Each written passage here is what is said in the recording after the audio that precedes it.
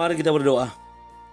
Bapa Surgawi, Bapa yang kami sembah dalam nama anak-Mu Tuhan Yesus, sungguh kami sangat bersyukur berterima kasih kepadamu Bapa untuk segala kasih kebaikan kemurahan Tuhan yang masih Tuhan nyatakan kepada kami sampai dengan pagi hari ini, di mana kami boleh tidur dengan tenang, bangun dengan selamat pada pagi hari ini tanpa kekurangan suatu apapun.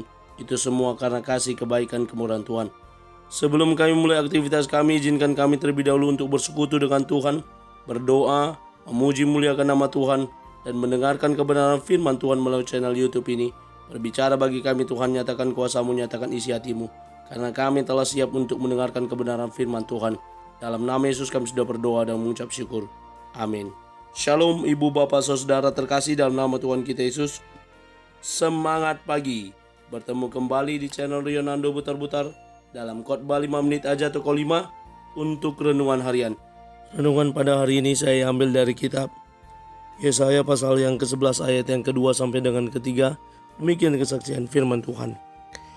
Roh Tuhan akan ada padanya, roh hikmat dan pengertian, roh penasihat dan keperkasaan, roh pengenalan dan takut akan Tuhan. Ya, kesenangannya ialah takut akan Tuhan.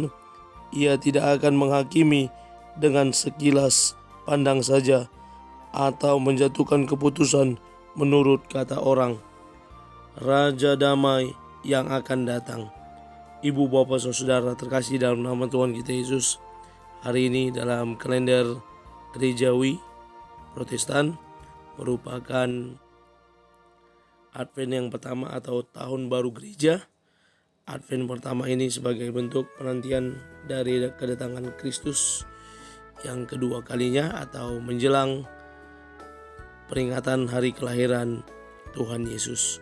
Ibu bapak saudara, tema yang dipilih Raja Damai yang akan datang, di mana nubuatan Yesaya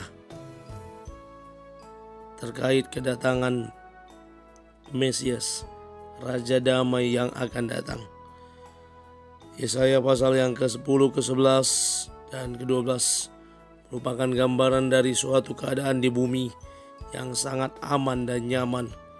Keadaan yang sangat bahagia, di mana Allah menciptakan suatu suasana di bumi yang penuh dengan kedamaian, yang penuh dengan kenyamanan, di mana hal tersebut hanya dapat terjadi ketika pribadi Allah, pribadi Raja Damai itu hadir di tengah-tengah dunia ini. Ketika dia hadir, dia akan menyatakan bagaimana keadaan bumi yang penuh dengan damai sejahtera. Dalam nats ini kita bisa melihat bagaimana sosok Raja Damai yang akan datang yang diperkenalkan oleh Nabi Yesaya. Roh Tuhan akan ada padanya. Bagaimana penggenapan ini terjadi dalam diri Mesias, dalam diri Yesus yang hadir kemudian pada perjanjian baru, di mana Roh Tuhan akan ada padanya, roh hikmat dan pengertian, roh nasihat dan keperkasaan, roh pengenalan dan takut akan Tuhan. Ya, kesenangannya ialah takut akan Tuhan. Bagaimana keadaan ini, hal ini memang ada dalam diri Kristus ketika dia datang melayani selama 3,5 tahun di dunia ini. Bagaimana kita boleh melihat segala sesuatunya tercakup dalam diri Kristus.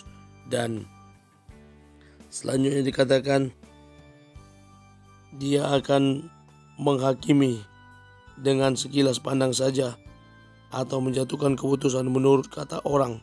Ya, tidak akan dilakukan seperti itu, tetapi penghakimannya nyata.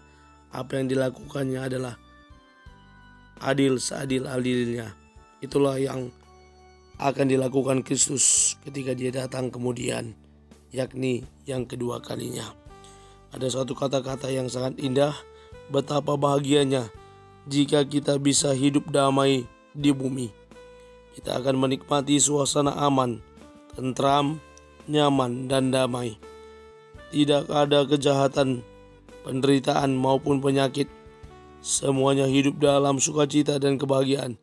Sesungguhnya suasana tersebut telah dihadirkan oleh Yesus Kristus melalui proses penebusan dosa yang telah dilakukannya.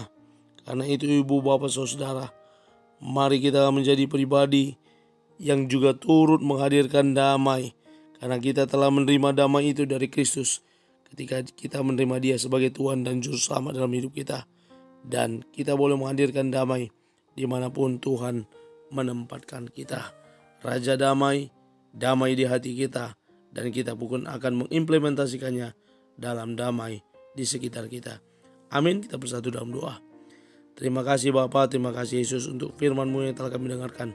Mampukan kami untuk menjadi para pelaku kebenaran firman Tuhan yang terus bertumbuh di dalam Tuhan, yang terus bertumbuh dalam iman percaya kami kepada Kristus. Terima kasih Bapa, terima kasih Yesus. Yang berdoa terus untuk teman-teman kami yang senantiasa komit mendengarkan channel YouTube ini. Engkau berkati hidup mereka. Terpuji nama Tuhan. Kami akan mulai hari kami di dalam dan demi nama Anak-Mu Tuhan Yesus kami sudah berdoa dan mengucap syukur. Amin. Selamat beraktivitas, selamat beribadah nantinya. Tuhan Yesus memberkati. Shalom.